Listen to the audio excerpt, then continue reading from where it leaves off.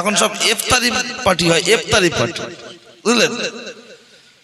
যে রোজাদার সেও খাবে, যে বেরোজাদার সেও খাবে, গুপগাপ করে খাচ্ছে। কোনটা প্রতিমা কোনটা ফতেমা চিনতে পারা যায় না, সব মনে হয় এক। ভালো করে দেখ, মমতা ব্যানার্জি একটা চিঠি দিল, এই গ্রামের ছোট্টু কার নাম সে যেন আমার সাথে দেখা করে। নরেন্দ্র মোদী একটা চিঠি দিল, এই উত্তর মাখালতলার ভম্বল কার নাম সে যেন আমার সাথে দেখা করে।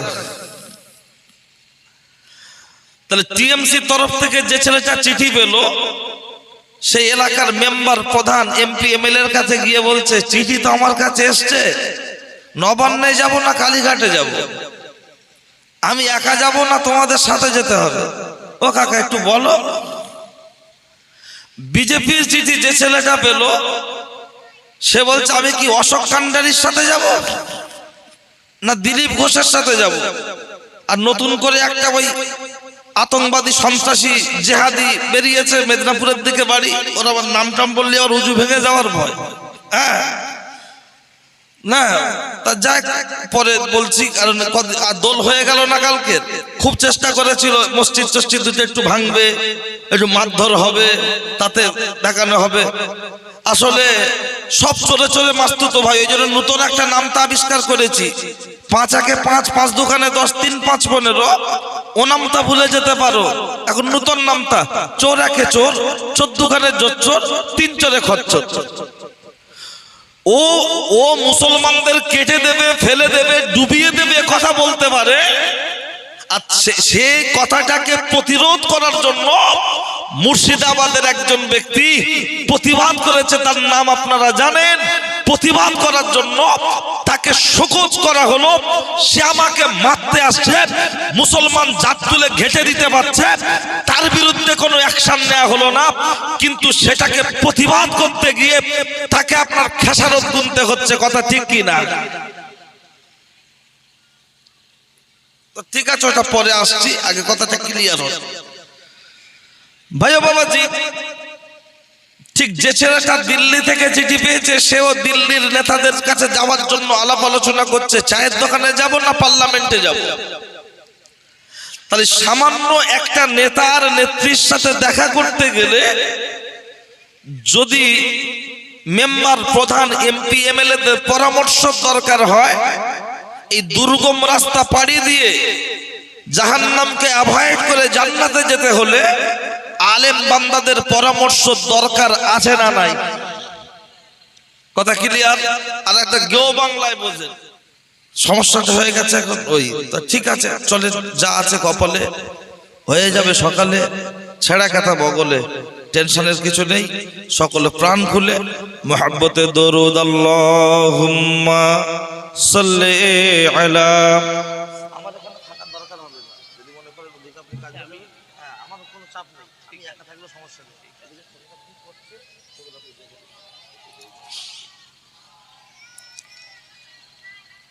সাল্লাল্লাহু আলাইহি ওয়াসাল্লাম। আলহামদুলিল্লাহ আল্লাযী আনআমা আলাইনা ওয়া হাদানা ইলা দ্বীনিল ইসলাম। উপস্থিত আজকের জলসার সুনামধন্য মহামান্য সুযোগ্য সভাপতি সাহেব, আপনাদের মসজিদের সুযোগ্য ইমাম সাহেব হুজুর, এবং আমার পরপরই যিনি আসবেন আপনাদের এলাকার কৃতি সন্তান। নতুন করে তার পরিচয় দেওয়ার মতো কিছু নেই, কিন্তু তারপরেও আল্লাহ যখন তার ইজ্জত দিয়েছেন আমাদের দিতে সমস্যা নেই।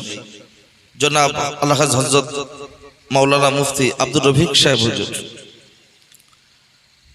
আমার সামনে উপস্থিত এতদা অঞ্চলের বিভিন্ন গ্রাম পাড়া থেকে আগত নামাজি পরেশগার আল্লাহওয়ালা মুরব্বী বাবাজিরা, সমবয়সী নওজোয়ান তরুণ বন্ধুরা, স্নেহের ছোট্ট ছোট্ট মাসুম বাচ্চারা, পর্দার অন্তর আড়ালে অশোনার নিয়ত করে বসে থাকা আমার মা ও বোনেরা, সকলকে জানাই আন্তরিক শ্রদ্ধা, অভিনন্দন, ভক্তি, ভালোবাসা, মোবারকবাদ।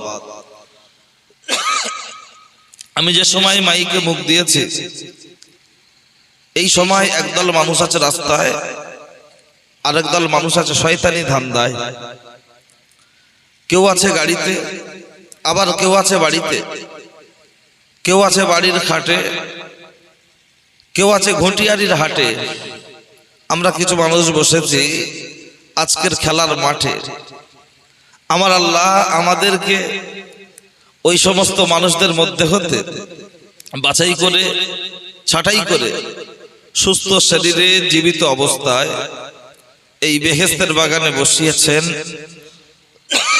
এর জন্য শুকরিয়া স্বরূপ বলি আলহামদুলিল্লাহ। খুব জোরে বলার দরকার নেই, রোজার মাস, একটু ভক্তির সাথে বললে হয়। এমনি খাওয়া দাওয়া নেই, পিবা, আজকে একটু রোদের টেম্পারও ভালো।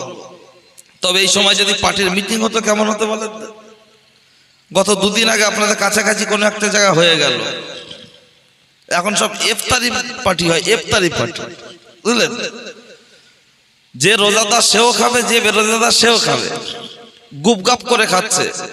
কোনটা প্রতিমা কোনটা ফতেমা চিনতে পারা যায় না, সব মনে হয় এক। ভালো করে দেখ তো যাই ভাই ও বাবাজি, সেই জায়গায় দাঁড়িয়ে খুব জোরে বলার দরকার নেই, অন্তত একটু ভক্তির সাথে মহাব্বতে বলবেন আলহামদুলিল্লাহ, তাতেই চলবেন। তারপরে পরেই যে ব্যক্তিকে লক্ষ্য করে সৃষ্টি জগতের শুভ সূচনা, ওই ব্যক্তিটাকে বলা যেতে পারে সৃষ্টি জগতের সভাপতি, মক্কার জ্যোতি, মা আমিনার বাতি, মরুদুলাল নবী মুহাম্মদ রাসূলুল্লাহর প্রতি অসংখ্য দরুদ ও সালাম বর্ষিত হোক। সকলেই বলি সাল্লাল্লাহু আলাইহি ওয়াসাল্লাম। পর কথা, প্রথমত আজকে এরকম দোয়ার মজলিস গুলোতে কেউ দিচ্ছে চাঁদা, আবার কিছু মানুষ দিচ্ছে বাধা দিয়ে বলছে সব করতে হবে না দাদা, বলছে না, বলে না কেন? বলছে করে কি হচ্ছে, মানুষ কোনো পরিবর্তন হয় না, যা হচ্ছে মাই গলা টাকা নিচ্ছে, হুজুররা নিচ্ছে, বাড়ি চলে যাচ্ছে, ও দেওয়ার দরকার নেই, বন্ধ করে দে, বলছে না, বলে না? 17ই শ্রাবণ মেলা দিয়ে কি লাভ হয়েছে আজ পর্যন্ত কেউ জিজ্ঞেস করেছে? টিএমসি, সিপিএম, আইএসএফ, কংগ্রেস যে ক্ষমতায় ছিল আছে, যারা মিটিং করছে, লোক যাওয়ার জন্য বারবার বলছে, কেউ কোনোদিন বলেছে গিয়ে কি হবে, তুই যা, সব বুঝি আমরা। কিন্তু যখন জলসার কথা, মজলিসের কথা, দোয়ার কথা বলে, তখন বলছে দিয়ে কি হবে। তো আমি একটা সার কথা দুটো অ্যাঙ্গেল থেকে আমি ছোট্ট করে আগে একটু বুঝিয়ে দিই, দেবেন কেন, বসবেন কেন।